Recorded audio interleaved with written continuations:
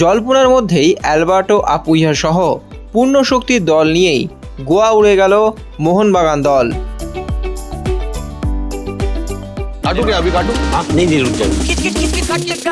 Game कोई भी हो, पकड़ मजबूत होनी चाहिए। सीमेंट से पकड़ बनाए मजबूत। SRMB 550D TMT bar।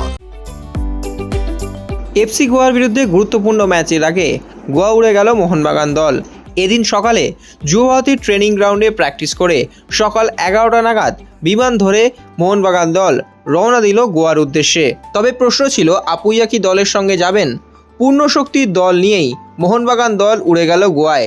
Alberto Apuia সহ অভিষেক টেকচাম সিং সহ প্রত্যেকেই গেলেন গোয়ায়।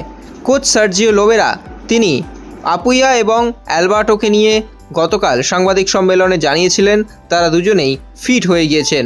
তবে অনুশীলনে যে ছবি দেখা গিয়েছে সেক্ষেত্রে আপুইয়ার সঙ্গে দীর্ঘ আলাপ আলোচনায় ব্যস্ত ছিলেন কোচ সার্জিও লোবেরা অনুশীলন শেষে, এবং তারপরই হয়তো সিদ্ধান্ত নেওয়া হয়েছে আপুইয়া দলের সঙ্গে উড়ে যাবেন। এবং দলের মূল লক্ষ্য এখন 17 তারিখের মেগা ডার্বি। তাই এই ম্যাচেই যে আপুইয়াকে ব্যবহার করতে চাইবে মোহনবাগান দল এবং তাই বাড়তি ঝুঁকি নিতে নারাজ থাকবে সবুজ বেরুন ব্রিগেড, তা কার্যত স্পষ্ট। তবে অ্যালবার্টো রড্রিগেজ হয়তো গোয়া ম্যাচে শুরু করবেন। অ্যালবার্টোর রক্ষণে যে গুরুত্বপূর্ণ ভূমিকা রাখেন সেই ভূমিকা তিনি অবশ্যই রাখবেন দলের প্রয়োজনে। তবে দেখার 90 মিনিট তিনি খেলার জন্য ফিট রয়েছেন কিনা।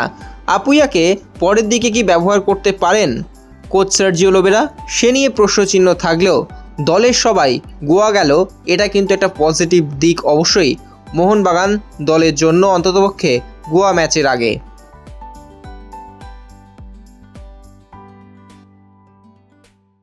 Extra time.